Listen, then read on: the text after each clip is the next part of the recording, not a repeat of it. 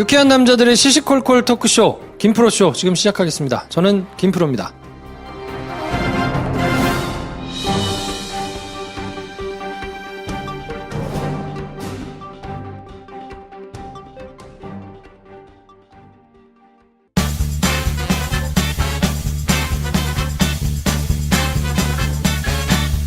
어서오세요. 안녕하세요. 네, 수줍은 관종, 노래하기 좋아하는 음유시인 데이브니어 나오셨습니다. 안녕하세요. 음유시인 데이브니어입니다. 너무 쳐준 거 아니야? 너무 건조한가? 네. 네. 음흉시인. 음흉시인. 음흉시인. 음흉시인이기도 하죠, 제가. 네. 좀. 저분이 은근히 밤에 여러 가지 생각을 많이 하시더라고요. 제가? 자, 인생의 애드립 한량 김 선생 나오셨습니다. 안녕하세요. 매우 바쁜 일주일을 보내고 다시 녹음 자리에 선 한량 김 선생입니다. 한량이 이렇게 바쁘면 안 되는데. 그러니까 이게 나답지가 않아. 본분을 지금 잃어버리고 있어. 힘들어. 바이엔슈테판을 사랑하는 영화 만드는 게 꿈인 김프로입니다. 이번 시간에는 저희가 AS 코너를 신설했어요. 그쵸. 맨날 코너가 새로 생기고, 막. 기억하는 사람들이 별로 없어. 이 전체적인 기조가 네. 약간 저의 던져보고 마는 이런 걸로 흐르고 있어. 주간 바람직해. 대지 엄마 어디 갔어? 주간 대지 엄마. 주간 마무리되지 대지 엄마. 않은 그 코너. 뉴스 농장 가져왔으면 됐잖아. 바로 폐지야, 그러면. 자, 아무튼 그래서 저희가 댓글들을 이제 워낙 활발히 남겨주고 계시니까 네. 그 중에서 뭔가 기계적으로 소개를 하기보다는 좀 이렇게 모아가지고 교회를 같이 하는 댓글들을 좀 소개해드리면 어떨까? 저희가 하찮은 호해라고 제목을 달았다가 난리가 났습니다, 아주. 지난주에 유독, 저희 방송에 대한 이슈가 굉장히 풍성했어요. 네. 그리고 굉장히 이렇게 댓글을 안 달던 분들이 제가 새로운 아이디, 이렇게 우리 방송 정말 많이 들으시는구나. 이런 생각을 좀 했습니다. 맞아요. 처음 보는 분들이 많았습니다. 네. 굳이 설명을 좀 구질구질하게 하자면, 사안이 워낙 크기 때문에, 이거는 지나면 굉장히 시끄러워지고 커질 것이다. 그렇기 때문에 우리가 이걸 안 다룰 수는 없는데, 호혜로 좀 다뤄보면 어떻겠느냐라고 얘기를 했고요. 그 전주에 사실은 하찮은 뉴스농장 반응이 너무 좋아가지고, 저희가 약간 업돼서 네. 그 하찮은을 어떻게 좀 써먹어보자. 그래서 하찮은 사람들이 만드는 호혜다 뭐 이런 뜻으로 저희는 달았는데 이게 호혜 자체가 하찮은 것으로 그러니까요. 잘못 읽히면서 자, 일단 해명보다는 저희에 대한 따끔한 질책부터 몇 개 읽어드릴게요. 못 보던 아이디들이 정말 대거 등장하셨습니다. IDREMERAM님, 파괴력도 별로 없고 그냥 가기 아까워서 호혜를? 공당으로서 한 짓거리의 의미가 이 정도고, 안타깝군요. 군배갈 킬러님, 김프로님, 이번 사건으로 가장 피해를 본 사람은 문준용 씨 본인과 가족 주위 분들입니다. 이유미 씨 불쌍하다고 말 듣고 순간 피껏쏟 했다가 바로 취소하셔서 참고 넘어갈게요. 이유미 씨 불쌍하다고 제가 안 한 것 같은데. 그거는 제가 했습니다, 제가. 네. 제가 했던 것 같아요. 뭐 하여튼 거신, 손석희, 데이비70, 리이따, 깨어있는 시민의식, 바라바타, 네, 늦잠 천재. 하여튼 굉장히 많은 분들이 좀 실망했다. 이럴 수가 있느냐. 뉴스의 경중도 못 따지면서 뭘 하느냐. 하여튼 이런 댓글들을 굉장히 많이 달아주셨는데요. 네네. 저희의 의도는 어쨌든 이슈 자체가 하찮다는 얘기가 아니었는데 잘 못 만든 건 저희 탓이니까 네, 사과드리겠습니다. 동창이 밝았느냐님, 국민의당 조작 사건 하찮은 뉴스 아닙니다. 네, 저희도 그렇게 생각합니다. 박지원이 말도 안 되는 특검 주장하며 물타기 하려고 했으나 아마도 국민의당 수뇌부에서 이번 일이 결정된 것이 분명함. 생각보다 빨리 국민의당 해체할 수도 있을 것 같은 기분 좋은 뉴스. 네. 마린형님께서 아이고 우리 김프로님들 참 나이브 하시구나. 하찮은 뉴스라 보시는 거겠지만 이건 헌법 유린 사건이에요. 너무 큰 건들이 마구잡이로 터지니 무덤덤하신 듯 뭐 이러면서 이제 올려주셨어요. 뚱뚱한 비둘기님, 정말 화가 나는 게 만약 생각하고 싶지도 않지만 만약 각축전을 벌이는 상황에 문 대통령이 안 되었다면 지금 이렇게 사과를 했을까요? 조작이라는 진실을 밝혔을까요? 정말 소름 끼칩니다. 네. 하여튼 말씀해 주신 거 저희도 충분히 그렇게 생각하고 있고 저희 진이가 조금 잘못 전달된 부분도 있는 것 같은데 어쨌든 결과적으로 그렇게 만든 저희 책임이니까 사과를 드리고요. 그래서 이번 뉴스 농장은 저희가 국민의당 증거조작 사건과 더불어 가지고 안철수 전 후보의 현재 마음 상태 뭐 이런 거에 대해서 아무 말 대잔치를 한번 해볼까 합니다. 이거 또 이거 부담되네요. 돗자리를 한번 깔아봐야지. 네, 부담되네요. 우리 그때 예언했던 거 3개 있었는데 틀렸어 또. 자, 아무튼 그래서 좋은 댓글 감사드리고 소개해 주시죠. 바로 갈까요? 그렇죠. 절대음감입니다, 여러분. 빠라바바바바바밤 빠라. 박자 좀 맞춰줘. 내가 편집하는데 너무 힘들었어. 박자를 맞춰야 될 거 아니야. 음정만 맞는 것도 어디야. 예. 선물 폭탄 코너입니다. 여러분들이 가장 사랑하시고 저희도 바로 사랑하는 그 코너.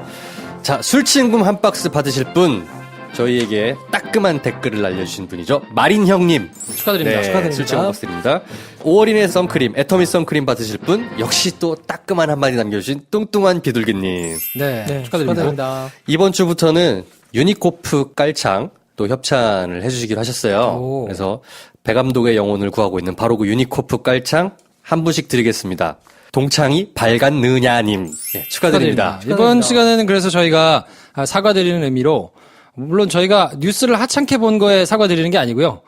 오해를 불러일으킬 만한 제목을 잘못한 거에 대해서 네. 사과를 드리면서 따끔한 지적해주신 분들한테 전부 선물을 드리고요. 네. 그리고 특별히 저희가 공고를 하나 할 게 있습니다. 사이버 수사대를 좀 모집할까 해요. 아하. 이거는 조금 품이 들어가는 일인데 애정이 있으셔가지고 하시고 싶은 분들을 좀 모으면 좋겠다. 뭐냐면 저희 방송을 가가지고 유튜브에다 올려서 광고비를 챙기시는 분들이 있더라고요. 그래서 저희가 이걸 그냥 보이는 족족 뭐 신고하고 이런 거를 하다가 도저히 많아져가지고 이게 감당이 안 돼서 이거를 혹시 기꺼이 감시해가지고 좀 유튜브에 신고를 해주실 사이버 수사대. 네. 신청받습니다. 사이버 수사님들 녹봉 있습니다. 네. 저희가 하여튼, 뭐냐면 이거는 그 대리를 한다는 거에 대한 뭐 이런 게 있어야 되거든요. 그래서 내가, 이거 대신 그러니까 저작권 침해에 대해서 대리해가지고 신고한다 이런 거가 있어야 되기 때문에 그냥 아무나 막 하실 수는 없고요. 그 뜻을 가지신 분들이 jk@김프로쇼.com으로 메일을 주시면 저희가 그분들한테 이 권한을 위임했다는 사실도 이렇게 하고 방법도 알려드리고 해가지고 유튜브에다가 신고를 해서 저희가 조만간 유튜브 계정을 만들어서 거기다가도 올려놓겠습니다. 안 그랬더니 계속 이게 뭔가 만든 걸로 돈벌이를 하고 계신 분들이 계셔가지고. 야, 네. 유튜브 저도 그 얘기 듣고 찾아봤더니 진짜 많던데요? 좀 그렇게 많은지 몰랐어요. 심지어 본인 계정을 김프로쇼라고 파고하는 분들 있어. 네. 깜짝 놀랐습니다. 최근 한 두세 주 사이에 더 많아지신 것 같아요. 그렇죠. 근데 우리 것만 있는 게 아니고 보니까 뉴스 공장 많아요. 또 뭐 우리보다 더 이렇게 정치 알바 이런 팟캐스트들 있잖아요. 그런 것도 뭐 막 갖다 쓰시더라고요. 네, 이게 저희가 그래도 어떻게 나름 그러지? 순위권에 이제 올라왔다는 얘기죠. 네. 반열에 올라섰어. 옛날에 없었거든요, 이런 거. 아, 그렇지. 아무튼 원하시는 분들은 jk@김프로쇼.com으로 신청을 해주시면 좋겠고요. 김프로쇼 도와주시는 분들 짧게 소개해드리겠습니다. 소연아범님의 술자리 만병통치약 술친금 효과 좋으니까 많이들 활용해보시면 좋겠고요. 제주 하얀언덕 펜션 치로님께서 운영하시고요. 김프로쇼 가족들이 이미 뭐 수십 팀 다녀오셨습니다. 그래서 후기도 넘쳐나고 믿고 추천합니다. 예, 제주 하얀언덕 펜션. 유니코프 깔창 발냄새 나시는 분들 30% 재구매율을 자랑한다고 하니까 진짜로 필요하신 분들은 댓글 남겨주십시오. 그러면 우리 여름 작가님께서 다 이렇게 스크리닝 해가지고 보내드릴게요. 필요하신 분들이 가져가시면 좋겠습니다. 이번 주부터는 선물을 드리니까 직접 써보시고 그 선물 받은 거 후기를 올려주시면 더 좋겠습니다. 그리고 위너스텔 알뜰폰, 가계부담 1위 통신요금, 합리적인 김프로쇼 가족께 많이들 알아보실 텐데 위너스텔 알뜰폰 한번 써보시길 부탁드립니다. 이거 KT통신망 쓰고 있어서 똑같고 서비스도 똑같습니다. 가격은 딱 반값. 다른 거 쓸 거면 위너스텔 써보자. 네, 추천드립니다. 네, 그러면 저희는 광고 듣고 와서요. 뉴스농장 국민의당 증거조작 사건에 대해서 심도 얕게 한번 얘기를 해보도록 하겠습니다. 네.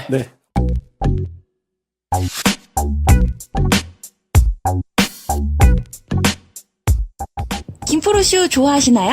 네, 얼마나 좋아하세요? 많이. 김프로쇼에서 제일 좋아하는 코너는 뭐예요? 궁뎅이, 뭐라고요? 궁뎅이. 군뱅이 먹어요, 안 먹어요? 안 먹어. 그럼 뭐 먹어요? 아, 술친금.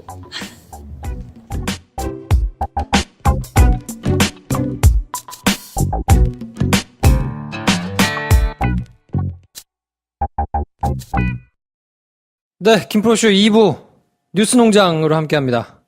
오늘 뉴스농장은 국민의당 대선 조작 사건과 안철수에 대해서 얘기를 한번 해볼 텐데요. 우리 이거 안철수의 하찮은 오해 때 약간 좀 아뜨거하지 않았나 이거? 왜 안철수에 빙의해가지고 어. 도대체 안철수의 로직은 뭘까? 이거 좀 궁금하지 않아요? 아니 뭐 저는 일반적이진 않잖아요. 궁금하다기보다는 그냥 이제 이번 계기로 해서 안철수가 떠나줬으면 하는 마음이죠, 사실. 근데 어쨌건 궁금하긴 하네요. 네. 그래서 국민의당 대선 조작 사건에 대해서 지난 시간에 저희가 원래 녹음하려던 내용에는 없었는데 녹음하는 날 당일날 이슈가 불거졌기 때문에 이거에 대해서 그냥 중요한 일이어서 그냥 지나갈 수가 없다. 그래서 저희가 호혜편으로 이제 다뤘었는데 일주일 동안 사건이 많이 굴러가가지고 많이 커졌어요. 네, 그러게요. 네, 어떻게 보셨습니까? 네 분이요. 올 것은 왔다. 올 것이 왔다? 올 것이 왔다. 그리고 저희는 사실 방송 녹음할 때는 지난주에는 정말 사소하게 지나가면 어떡하지라는 염려가 사실 있어서 방송을 한 건데 생각보다는 이 정치권에서 아주 제대로 된 이슈로 제대로 굴러가서 저는 좋은 것 같아요. 근데 우리 정치자들이 너 그렇게 말 안 했잖아 막 그러시는 거 아니야? 아니 그러니까 근데 오해하시는 거는 아니 김프로 씨 만약 쭉 들으시면 제가 안철수를 정말 어떻게 생각하는지 아실 텐데 쭉 듣지 않으신 분들이 댓글 그렇죠. 나신 거죠. 그렇죠. 예, 그거 하나를 들으셨을 텐데 만약 이 방송 들으시면 저 그렇지 않아요. 뭐 아무튼 국민의당이 꼬리 자르기를 지금 거의 시도하는 것 같은 느낌이 팍팍 나잖아요. 네.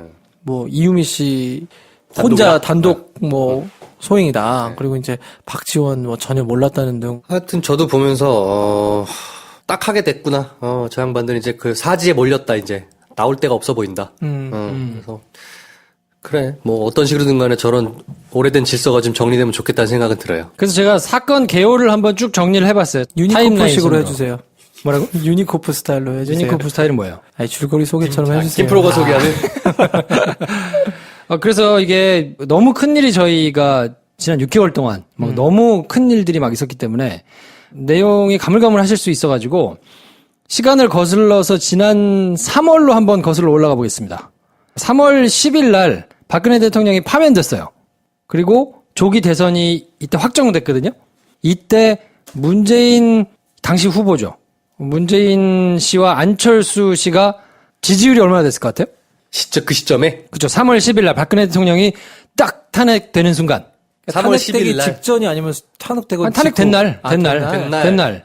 확 올랐어요. 저는 아니 몇 표, 기억이 나요? 문대안 네, 문대안. 문대안이 그때는 문은 한 20% 후반대 네. 그리고 안은 15 이 정도였지 않나. 대분야는 문재인이 10%대. 10%대? 괜히 표정 보고 막, 이건 잘라주라.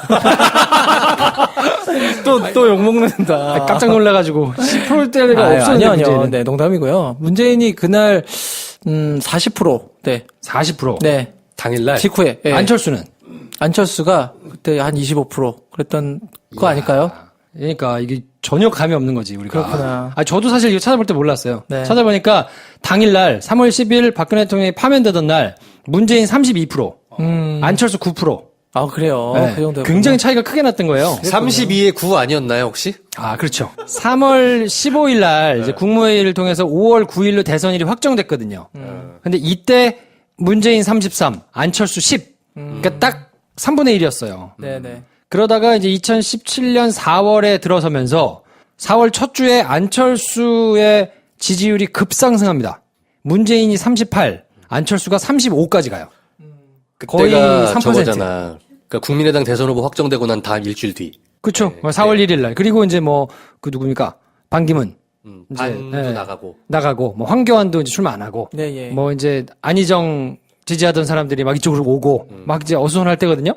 그러다가 4월 11일부터 16일까지 대선 후보 등록 신청을 하는데 15명이 후보로 등록해서 2명 사퇴하고 13명이 총 남거든요. 이때 문재인 40, 안철수 37. 야, 이거 모른다. 막 이렇게 갈 때거든요. 그러다가 4월 17일 날 대통령 선거운동이 시작됩니다. 이때부터 이제 본격적으로. 이때가 좀 빠졌어요, 안철수가. 문재인 41, 안철수 30. 그러니까 한 10% 정도로 벌어진 거예요. TV 토론 직전에. 그러다가 4월 23일, 4월 28일, 5월 2일 이렇게 1, 2, 3차 토론이 있었거든요. 정치, 경제, 사회 이렇게 나눠가지고 있었는데 이때부터 급속하게 빠지기 시작합니다. 그렇죠. 그래서 문재인 40대, 안철수 24. 토론을 2번 하고 나니까 문재인 38, 안철수가 20까지 빠져요. 그렇죠. 그리고 우리가 그때 5월 엄청 흉봤잖아 그거. 그렇죠. 5월 4일 날 사전 투표가 시작됩니다. 그리고 이때부터는 이제 그 공표를 못 하게 되거든요. 그렇죠. 여론조사 발표를. 그러니까 마지막이 38대 20에서 딱 블라인드가 된 거예요. 그리고 나서 5월 5일 날, 그러니까 사전 투표가 시작된 다음 날이죠. 국민의당이 이 문준용 씨 의혹과 관련해서 파슨스 동료였던 그 남자의 녹취를 공개합니다. 그리고 나흘 뒤에 5월 9일 날 투표가 있었던 거예요. 그리고 이제 그 뒤에는 최근에 벌어졌던 사안인데 6월 25일 날 이유미 씨가 안철수한테 문자를 보내죠. 고소를 좀 취하해줬으면 좋겠다. 너무 두려워서 죽고 싶다. 근데 답장 안 했다고 밝혔고, 그리고 안철수 씨가 이용주 의원한테 보고를 받아서 당시 이유미 씨가 조작을 했었다라는 거를 그때 처음 알았다라고 국민의당은 지금 얘기를 하고 있어요. 그리고 26일 날 박주선 비대위원장이, 저희가 녹음하던 날이죠. 검찰 조사를 앞두고 이유미 씨가 조작을 했다면서 대국민 사과를 하고, 그리고 검찰이 이유미 씨를 긴급 체포하고 이준서 씨에 대해서 출국 금지를 합니다. 그 지난주 월화 있었던 일이잖아요. 그렇죠. 그리고 이제 6월 28일 날 이유미, 이준서에 대해서 압수수색을 하고 구속영장을 청구하고 다음 날 구속영장이 발부되고, 그리고 녹음을 하고 있는 오늘 7월 3일 날 국민의당 진상조사단에서 자체 조사 결과를 발표하는데 이유미의 단독 범행이고 안철수는 몰랐다. 그리고 뭐 지도부도 몰랐다. 요렇게 이제 발표를 하는데, 이 일이 벌어지는 동안에 안철수 전 후보는 아무런 입장을 직접 밝히지 않거든요. 그렇죠. 네. 요게 이제 3월 10일부터 시작해가지고 쭉 있었던 일이고, 5월 5일 날이 그러면 이제 이걸 공개한 날인데 어떤 날이었나. 4월 22일 날 이유미하고 이준서 씨가 둘이 만났어요. 지금 이제 문제가 되고 있는 두 사람이. 네. 이준서 씨가 2030 희망위원회 위원장이었는데 같이 일할 사람들을 찾아야 될 거 아니에요, 젊은 사람들을. 그리고 물색을 하다가 4월 22일 날 이유미 씨가 이제 합류를 합니다. 요 위원회에. 그래서 22일 날 카톡으로 자기 이력서를 보내요. 이준서 씨한테. 그리고 4월 27일 날 새벽에 이제 술을 같이 먹으면서 이유미 씨가 그 문준용 씨하고 같이 파슨스를 다녔던 사람들 자기가 안다라고 얘기를 하죠. 그랬더니 이준서 씨가 눈이 땡그려져가지고, 야, 그러면 혹시 의견 좀 받아줄 수 있냐? 물어보니까 그럴 수 있다. 물어보겠다. 그러니까 또 신나가지고 이거를 국민의당 출입 기자들한테 얘기를 해요. 이게 문준용 씨 아는 사람이 있다. 그랬더니 이유미 씨가 주말 안에 이거 한번 해보겠다. 의견을 물어가지고 얘기를 해주겠다고 답을 하거든요. 그리고는 이제 주말 동안에 보고를 합니다. 이유미 씨가 이준서 씨한테 쭉 길게 자기가 취재한 내용을, 뭐 파슨스에 가려 그러면 직장이 있어야 되는데 그래서 이제 급조를 해가지고 자리를 만든 거고, 고용정보원에 거길 들어가기 힘들다. 그렇죠. 그때가. 그래서 거기를 이제 보내야 되니까 뭐 공지 기간 이런 거 막 이제 만들어가지고 급하게 만들어가지고 형식적으로 한 거고 거의 조작됐다고 봐야 된다. 요 내용에 쭉 저걸 보내요. 그러니까 이제 5월 1일 날 자기가, 이유미 씨가 자기 친구들하고 나눴던, 그 지인들하고 나눴던 카톡 메시지를 캡처해가지고 이준서한테 보내거든요. 봐라, 요게 그 다 아는 얘기다. 그쪽에서는 뭐 요렇게 한다고 한다. 그리고 이 내가 얘기한 사람이 2명인데 이 둘 중에 하나는 아버지가 중소기업진흥공단 사장 출신이라서 괜찮은 집 애다. 근데 이런 얘기들을 한다 하면서 이제 그 캡처해가지고 보내거든요. 그러니까 이제 이걸 또 홀랑 기자들한테 가서 얘기를 하지. 이준서 씨가. 그랬더니 야, 녹취 좀 받아가지고 와보라고. 기자들이 얘기할 거 아니에요. 아니, 카톡으로는 안 되고 녹취 한번 받아줄 수 있냐. 그랬더니 이제 이준서 씨가 이유미한테 물어봐요. 요건 지금 다 카톡으로 대화를 나눈 것들을 이제 설명드리는 건데, 그러니까 5월 3일 날 이유미 씨가 이제 전화 녹취 파일을 보내옵니다. 요게 자기 동생이 이제 문제 가짜로, 그 녹취 파일이 있네요. 네, 거짓말로 자기가 이제 만든 건데, 뭐 문준용하고 같이 파슨스 다니던 이제 동료들이고 뭐 현재 국내 대기업에 다니고 있는 사람이다라고 이제 속인 다음에 기자들이 녹취를 사용해도 되냐 이렇게 물어보니까 음성 변조해가지고는 사용해도 된다라고 이제 얘기를 하죠. 그리고는 5월 5일 날 공명선거 추진단에서 기자회견을 열고 이거 음성 변조된 거를 공개합니다. 기자들 앞에서. 그냥 막 난리가 나죠. MBC 받아가지고 막 난리 나고 막 그 이제 막 신문들에서도 막 난리 나고. 그러니까 민주당은 억울하다. 왜냐면 문준용하고 같이 다녔던 동료가 3명인데 그 3명한테 전화를 해봤더니 국민의당하고 통화를 한 사람이 없다 하더라. 그러니까 이거는 도대체 누구냐, 가공의 인물 아니냐라고 주장을 하면서 허위사실 유포 혐의로 고발을 해요. 민주당이 바로 다음 날. 그랬더니 이유미가 카톡으로 이 정도 했으니까 그만합시다. 이제 협조 안 되면 여기서 중단합시다. 라고 이제 계속 얘기를 하니까 기자 2명이 그 제보자 메일을 받아가지고 그러니까 녹취를 했다는 사람 메일을 달라고 그래서 직접 질문을 합니다. 기자들이. 근데 답이 없죠. 그것도 이제 본인이 이렇게 해가지고 쓴 거니까. 그러니까 이유미 씨가 이제 이러지 맙시다. 너무 무리다. 뭐 그만해야 된다라는 걸 이제 계속 보내고 그렇게 이제 지나갔다가 6월 25일 날 와가지고 이 사달이 난 거거든요. 그러니까 대충 뭐 흐름은 이제 좀 이해가 되시죠? 그쵸. 우리 기억이 나. 그때 5월 5일 날 발표 딱 났을 때 신문방송에서 연락 떠들고 바로 그날 당일날 그 자정쯤에 문준용 실제 친구가 페북에 준용이는 그런 사람이 아니다. 그렇죠.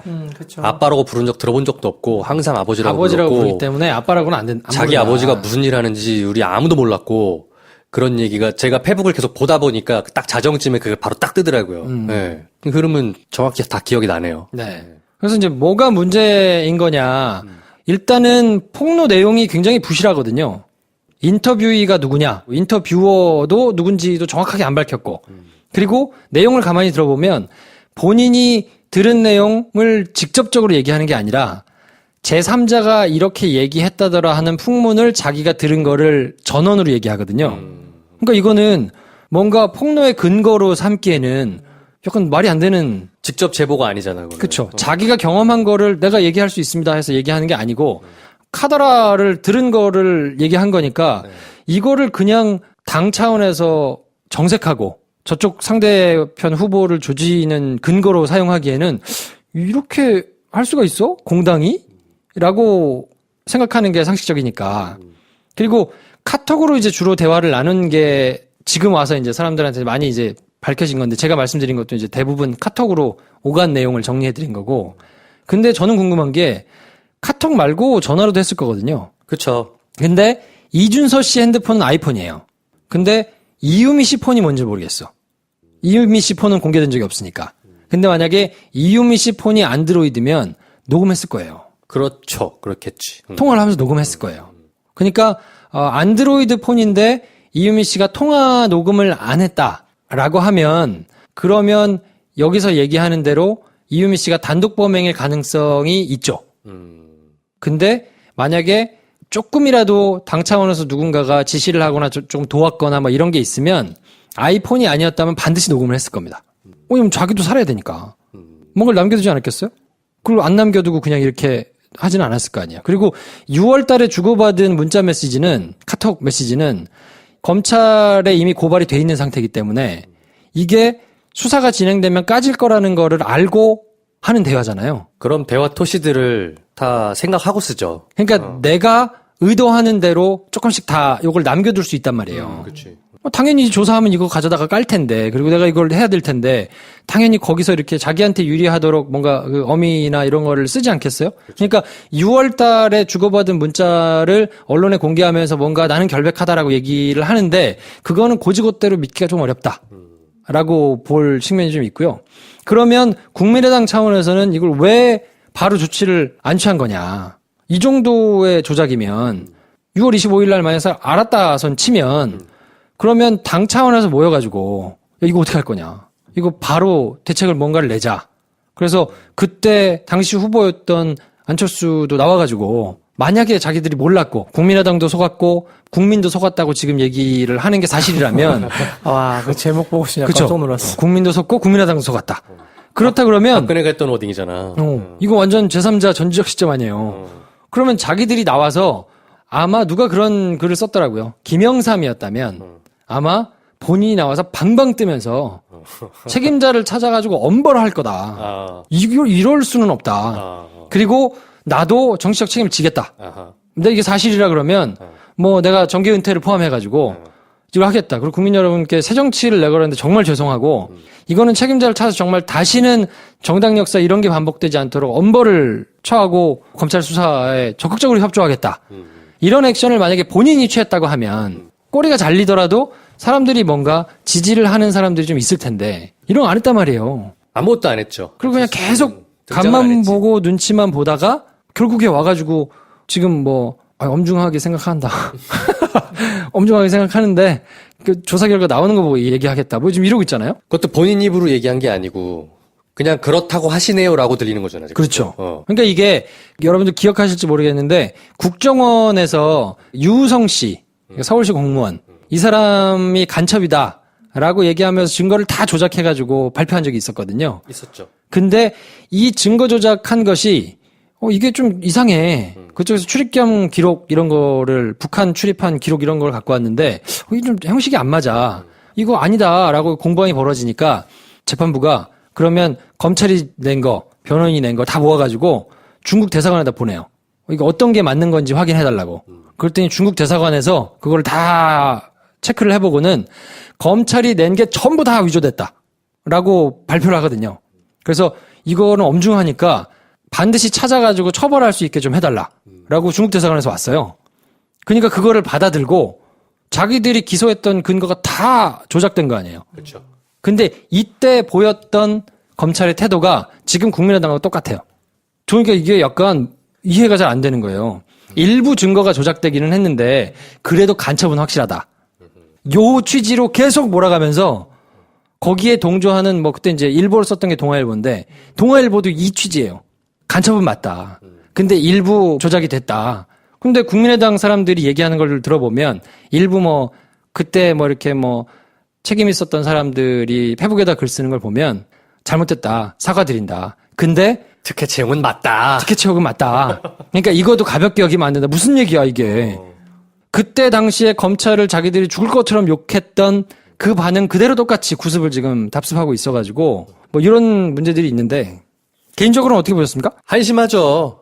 국민의당이 입이 10개라도 할 말이 없는 상황이고 검찰 조사에 성실히 응하겠습니다. 그리고 계속해서 반성하겠습니다라는 취지로 납작 엎드려도 현찮을 판인데 내가 잘못한 건 맞는데 특혜 의혹도 검증해야 되는 거 아니야 이런 식으로 나오는 거는 정말 말도 안 되죠. 꼴보기 싫지. 네가 아무리 얘기해봐라 믿어주겠냐 이런 생각이 들죠. 도대체 저는 정말 궁금한 게 이 시점에서 지난 일주일 동안 안철수 전 후보는 어떤 생각을 하고 있었을까요? 빙의를 한번 해볼까요? 헛자. 어떤 생각을 했을까요? 난 정신세계가 너무 궁금해. 왜 나 같은 사람에게 이런 일이 닥친 거야? 짜증난다. 이렇게 생각하고 있을 것 같아요. 짜증만 내고 있을까 그냥? 나는 잘못한 게 없는 사람인데. 좀 그럴 것 같아요. 비슷하네요. 저도. 그러니까 이거는 자기가 설령 관계가 있었더라도 없는 것처럼 혼자 그렇게 믿고 생각할 것 같아요. 그렇죠. 박근혜요? 나랑 상관이 없어. 없어야 해. 그리고 다른 사람들이 다 알아서 해결해주고 나는 좀 뒷짐지고 있다가 약간 이런 거 아니에요? 이렇지 않고는 왜냐면 지금 박지원이든 안철수든 사실 몰랐겠어요. 그러니까 정말 몰랐다 치더라도 정말 몰랐다 칩시다. 그럼에도 지금 상황이 이런 거면 자기가 공당에 그리고 자기가 낳은 자식이라며 국민의당이 자기가 낳은 자식이라며 지 자식이 지금 이러고 있는데 왜 가만히 있어? 그러니까 얘기를 해야지. 그러니까 여기 대해서 정말 부모로서 내가 정말 잘못 키웠다든지 뭘 해야 될 거 아니야. 자기가 관련해가지고, 그리고 지금은 시대가 어떤 시대, 이건 김용민도 얘기했죠, 지난주에. 그러니까, 공당을 자기 것처럼 사유물로 여기는 사람이 책임 안 지고 지금 뒷짐 빼고 있고, 이거 뭐야. 몰랐어도, 데이비드 말한 것처럼, 어쨌건 나 대통령 만들려고 저게 다 있었던 사단이잖아. 그치. 그러면 거기에 대해서, 미안합니다. 얘기해야지. 그리고 모든 조건, 상황들이, 사람들이 증거들이 이유미랑 굉장히 친하다, 이제 이런 거에 대해서 얘기가 나왔는데도, 나 그만큼 친하지 않다, 이런 얘기들 흘리고, 나오고 있고, 좀 아니죠, 그거는. 안철수 후보한테 이유미 씨가 문자를 보냈다는 거 아니에요. 그렇죠. 자기를 좀 살려달라는 취지로. 답을 안 했대잖아. 근데 그 답을 안 했다는 얘기가 자체조사단 그 교사 내용을 보면, 무슨 말을 하는지 모르겠어서 답을 안 했다는 거지. 이유미 씨가 보낸 문자를 보고 이 사람이 지금 무슨 소리를 하는 거지? 라고 답을 안 했대. 어울린다. 어울리지. 왠지 공감이 되는데? 만약에 몰랐다고 해도 이 사람이 무슨 말을 하는 거지 싶으면 자기가 친하게 지낸 제자이자 자기 대통령 만들려고 와서 헌신했던 사람이 그렇게 보냈으면 얘한테 무슨 일이 있는 거지라고 물어봐야 되는 거 아니야? 그게 맞는 태도 아닙니까? 선배고 선생이라면? 근데 전화를 해서 물어봐야죠. 선생님. 무슨 말이니? 선생님 살려주세요 그러는데 왜 살려달라는 건지 모르겠는데 쌩 뭐야? 부인이 무슨 문자야? 하면서 전화한 거냐? 너 누구 뭐니? 너 왜 자꾸 이런 문자 보내? 막 이렇게. 우리 남편이랑 뭐가 있길래 살려달라는 거예요? 농담입니다, 여러분. 진지하게 받아들이지 마세요. 근데 저는 그 궁금한 게 안철수 전 후보는 지금 이 상황을 본인이 뭔가 극복해야 될 위기로 생각하는 게 아닌가. 그냥 시련이라고 생각하는 것 같아. 그러니까 이거를 어떻게든 자기가 극복해가지고 넘어서야 된다라고 지금 생각을 하고 있는 게 아닌가라는 생각이 들거든요. 이게 내가 직접적으로 책임이 있든 간에 아니면 그렇지 않고 몰랐다 손 치더라도 야, 내가 이 정도면 지금 되게 어려운데 이걸 한번 딛고 넘어가가지고 다음번 대통령 내가 해야 되니까 이걸 좀 어떻게든 한번 극복해보자. 뭐 이런 거 아닐까요? 아니, 그럼 탈당하라니까. 근데 정말 그런 것 같아요. 이 상황을 나의 의지와 상관없이 닥쳐진 어떤 시련으로 받아들이는 거죠. 근데 사실은 객관적으로 보면 나의 책임이 들어있는 잘못된 행위인 거 아니야. 시련이 아니고 나의 실수라고. 그럼 사과하고 책임지는 게 극복인 거지. 나에게 닥친 이 시련을 내가 어떻게 용감하게 극복할 것이냐라는 거는 IMF가 닥쳤을 때 우리 일반인의 시련 같은 건데 나랑 상관없이 내 의지와 상관없이 그런 상황이 아니잖아 지금. 내 책임이 명확한 일인데 무슨 시련이야 그게. 그러니까 지금 국민들이 정확하게 본인의 행동 거지를 어떻게 주시하고 있는가에 대한 그 자기 객관화가 안 되고 있는 것 같아요. 그게 객관화가 안 돼서 그런 걸까요? 아니면 주변에서 뭐 얘기를 좀 다르게 해줘서 그런 걸까요? 국민의당 내부에서도 사실 야 이거 정말 난리 났다 망했다 우리 그러면서 안철수에 대한 원망이 뭐 자체적으로도 굉장히 좀 자자할 것 같고 입장을 표명하지 않으니까. 저 카드를 좀 버리고 싶다라는 생각이 뭐 진작부터 있었겠지만 오히려 더 커졌을 것 같다는 생각도 들고 국민의당 내부에서도 저는 오히려 이런 생각이 들어요. 과연 이런 상황이 닥쳤을 때 안철수에게 그런 얘기를 리얼하게 해줄 수 있는 관계를 맺고 있는 사람이 있을까? 국민의당에? 현재 없지 않을까. 네. 박경철? 국민의당 사람이 아니잖아. 아닌데 이제 뒤에서 맨날 뭐 안철수의 그런 뭐 상황 같은 존재로 사람들이 추정하잖아요. 아니면 아버지한테 전화하나? 뭐 아버지나 시골의사 쌤이 이제 뭔가 그럴 것이다라고 하는데 그러니까 본인이 그러니까 좀 정치력을 할 어떤 상황 파악 자체가 잘 안 되고 있는 것 같아요. 네, 본인이 아예. 그런 그 얘기했잖아. 스스로가 파악이 안 되면 이 사람이 우리 당의 중요한 자산이니까 가서 거기서 그러고 계시면 안 됩니다라고 충원을 이제 스태프들이 해야 되잖아요. 근데 그렇게 들을 만한 안철수한테 그런 얘기를 서로 얘기하고 나누면서 커뮤니케이션 될 만한 사람이 국민의당에 있을까? 박지원 정도면 알 텐데. 알고 또 박지원 정도는 그런 얘기할 수도 있을 그렇죠. 텐데. 얘기하고 뭔가 요리가 되고 이거는 역으로 말씀드리는 할 거예요. 텐데. 예. 과연 안철수가 누가 그런 말 한다고 들을까라는 얘기인 거예요, 저는. 네. 뭐 그렇죠. 네. 지금까지 뭐 여러 가지 의사결정 과정이나 그러니까 저는 상황들을 지금 추정하면. 이거를 시련으로 넘어가야 될 환란으로 생각하는 것 자체가 잘 이해가 안 되는 게 법적인 책임이 있고 네. 정치적이고 도의적인 책임이 있잖아요. 그럼 이 문제의 경우에는 만약에 본인이 알고 묵인하고 적극적으로는 아니더라도 최소한 미필적으로라도 이렇게 동조해가지고만 일어난 거라 그러면 이건 말할 여지가 없고. 그렇죠. 만약에 이유미 씨의 뭐 핸드폰이나 이런 데서 그런 물증이 나온다 그러면 그냥 사법 처리를 받으면 되니까 그냥 깔끔한 건데 만약에 그 국민의당 사람들이 지금 주장하는 대로 본인들은 전혀 몰랐고 그 이유미 씨가 어쨌든 그냥 상식적으로 보기에는 말이 안 되는 것 같지만 정말 이유미 씨가 나름대로 뭐 열심히 해가지고 족적을 한번 세워서 뭐 여수에서 출마도 하고 뭐 이렇게 자기가 당 내에서 뭔가 입지를 세워보고 싶어가지고 본인이 혼자 뛰어가지고 다 이렇게 수렁에 빠뜨린 거라면 그러면 책임이 없는가? 그러면 무능하다는 얘기가 되는 거거든요. 검증을 제대로 했어야 되는데 이 정도의 사안도 검증할 수 없는 정도의 실력을 가지고 그 정도의 시스템을 갖추고 지금 대한민국을 넘겨받아가지고 내가 대한민국 호를 한번 끌어보겠다고 지금 얘기를 했던 거잖아요. 그렇죠. 그럼 그 정치적인 무능함, 그 무능함에 대해서 본인들이 굉장히 뼈아프게 반성과 사과를 해야 되거든요.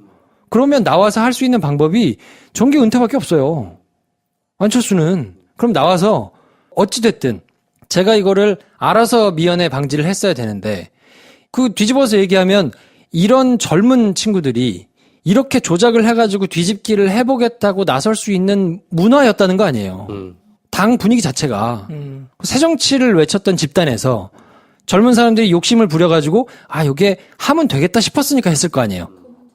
그러면 그 젊은 사람들이 모여서 이렇게라도 권력을 잡기만 하면 된다라고 생각하는 분위기가 됐다는 것 자체가 이미 그 조직의 아이덴티티를 얘기해 주는 데다가 그러면 그거를 위해서 잘 검증해가지고 택도 아닌 거를 못하게 막아낼 수 있는 시스템조차도 만들어내지 못하고 전혀 그거에 대해서 의심조차도 못하고 아무런 생각도 못하고 있고 그냥 그걸 가지고 막 문제를 삼다가 이제서야 그걸 알았다고 한다면 자기들은 실력 자체가 안 되는 사람들이거든요. 그럼 그걸 뼈아프게 통감하고 어쨌든 내 선의는 아니었습니다만 돌아온 결과를 보니 아 내가 한참 함량 미달이네요. 그러니까 나는 여기서 책임을 지고 내가 모든 걸 다 떠안고 어쨌든 나를 대통령 만들기 위해서 이렇게 했던 것이니 그럼 내가 그만두고 정계를 떠나겠습니다. 하지만 제가 정계를 떠나는 것으로 해서 몰랐던 다른 사람들의 진심은 좀 알아줬으면 좋겠습니다라고 얘기를 해도 현찬을 파네. 받아줄까 말까 사람들이 믿을까 말까. 근데 그렇게라도 되면 나중에 제기할 수 있는 건덕지라도 생길 거란 말이에요.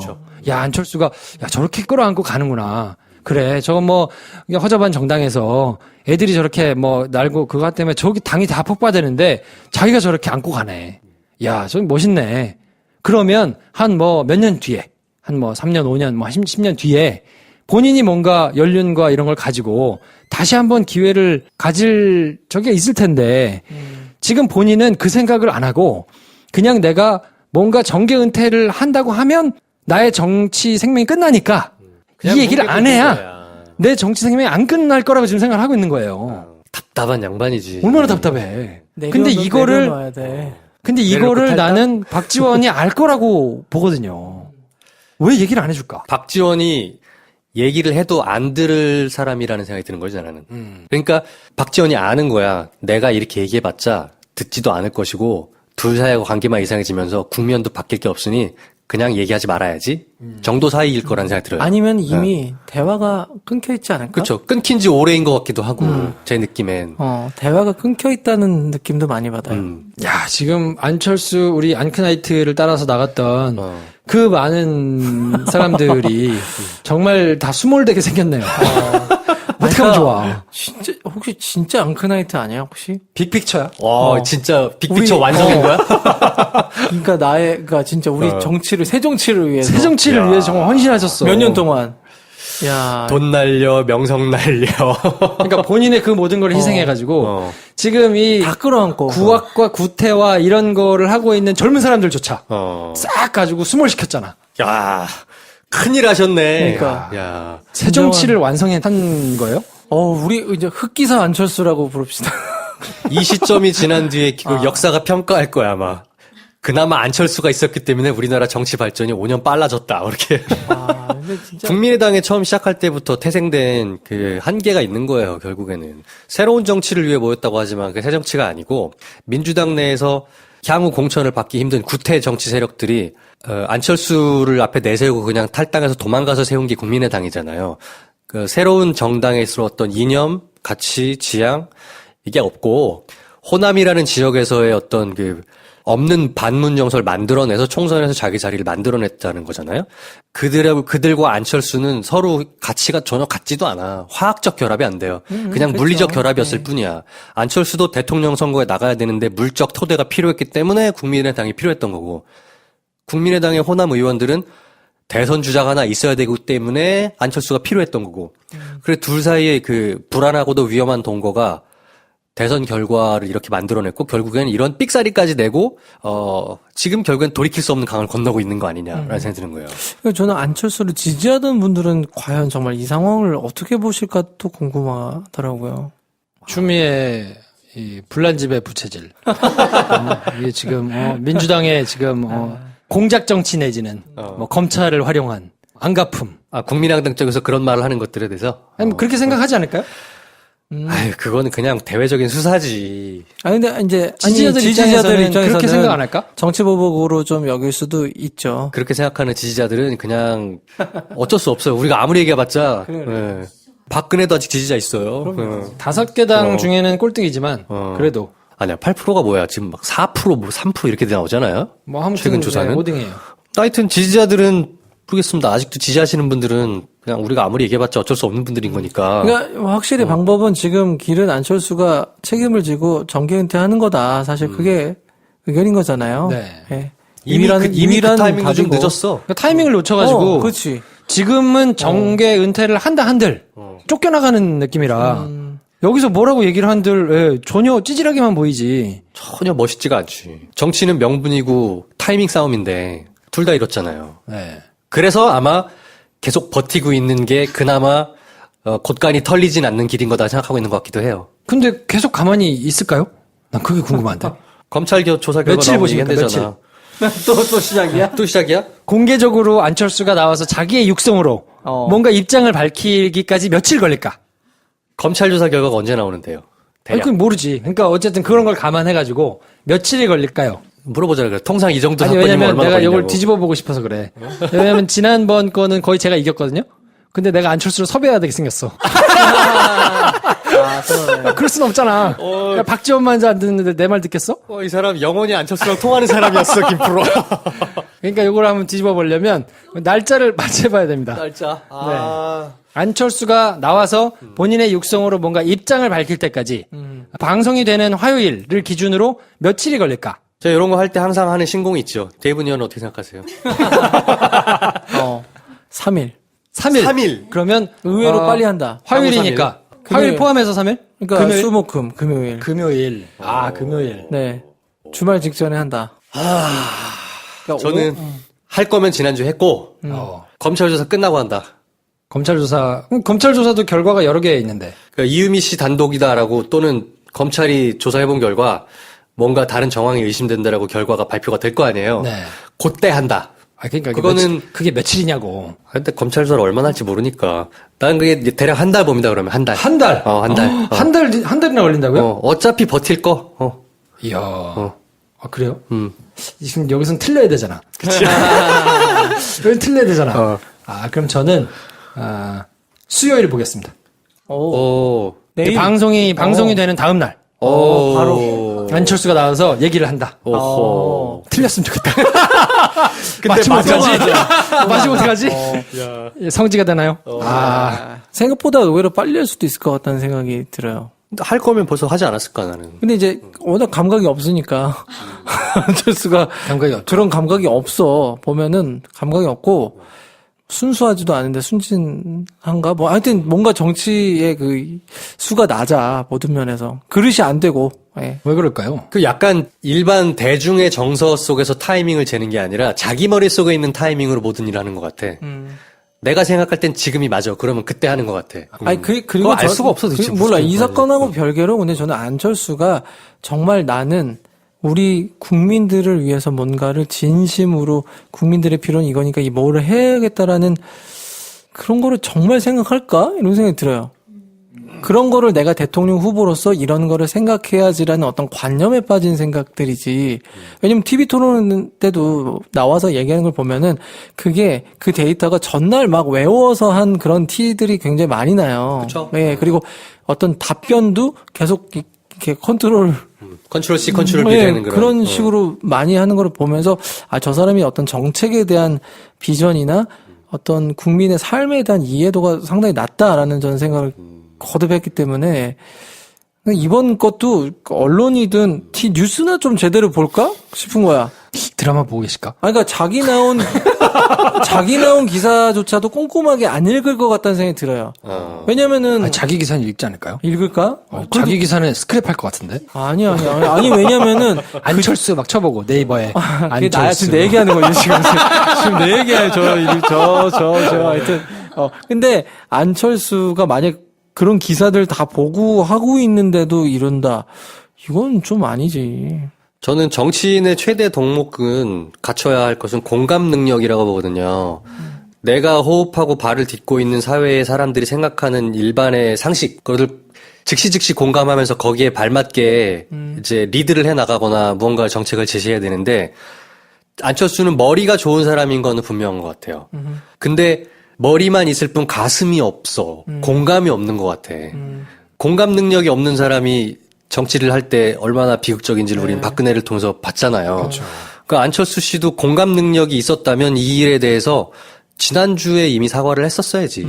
그러니까 저는 그러니까 이 리더는 사실 한 2걸음을 먼저 보고 사람들과 한 반 걸음 정도 먼저 앞서가야 리더거든. 근데 뭐 2걸음도 못 보는 것 같고 반 걸음 뒤에서 가니까. 그렇지. 항상 반 보는 게. 네. 그래서 주말에 반걸음 뒤에 사과? 그럼 뭐 아무튼 뭐 금요일쯤이 아닐까 저는. 하여튼 김프로는 수요일. 수요일. 틀리기를 바랍니다. 근데 왠지 또 맞을 것 같아. 아, 이거 불안한데, 이거. 네. 그러니까 이 양반이 공감 능력이 없다는 게 아까 했던 얘기랑 같은 맥락인 거예요. 자기 머릿속에서 옳다는 시점과 방식으로 행동을 하는 거야. 근데 이건 정치인이잖아요. 정치인이라면 내 머릿속에서 맞다고 생각하는 것과 내가 상대해야 하는 시민들, 민중들이 생각하는 것과를 싱크를 좁혀가는 게 정치지. 그거를 저 사람은 저렇게 생각하든 어쨌건 나는 내 뜻대로 가면 내가 옳을 거야라고 하는 거는 정치인이 아니지. 일단 팀이 없기 때문이에요.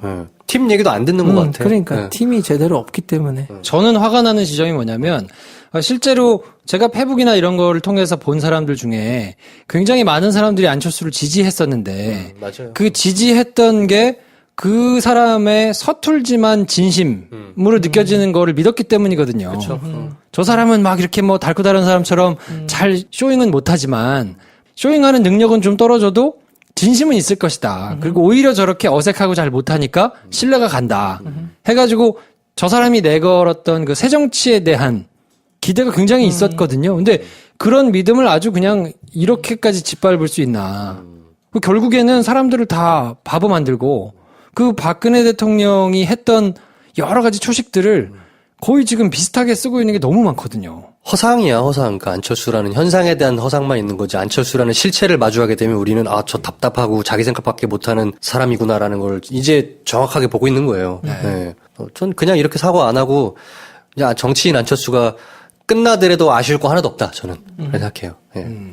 한편으로는 터질 게 터졌고 저는 사실 개인적으로는 참 잘됐다라는 생각이. 그러니까 어차피 드러날 일들이었다면 저렇게 한 방에 골로 가는구나. 야, 이거 상대적으로 이래가지고 우리 홍준표 오빠가 또 이제 당대표도 되시고 새를 기업하고 있는데 아이고.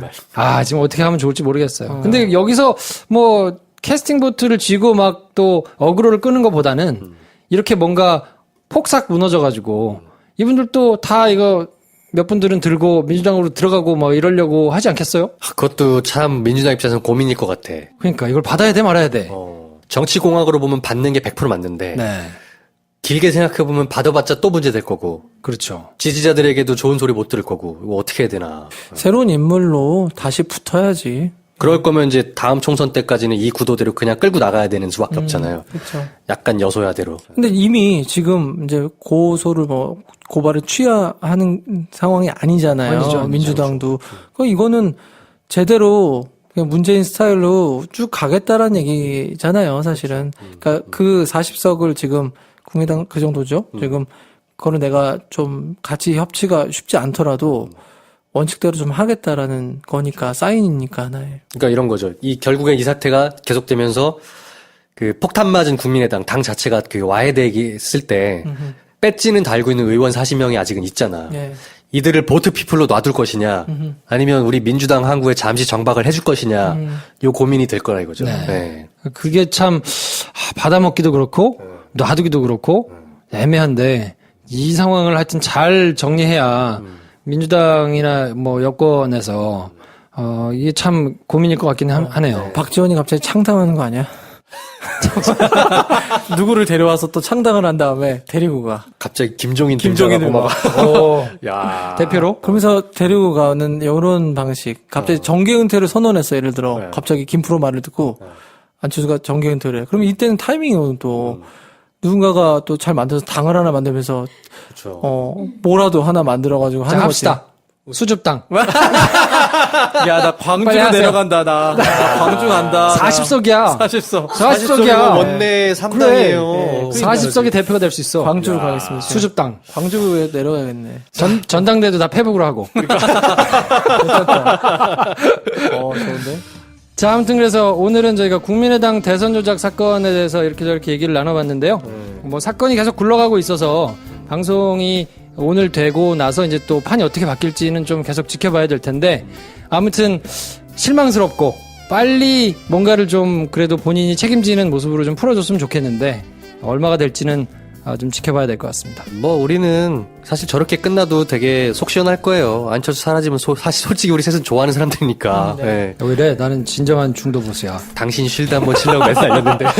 진정한 중도야. 나는. 아직 욕을 덜 먹었고. 그러니까. 여러분 마음껏 욕을 써주세요. 푸80님 등장. 자, 아무튼 이번 시간에 저희가 준비한 순서는 여기까지 하고요. 저희는 내일 또 다른 주제 가지고 찾아뵙겠습니다. 내일 뵙겠습니다. 감사합니다.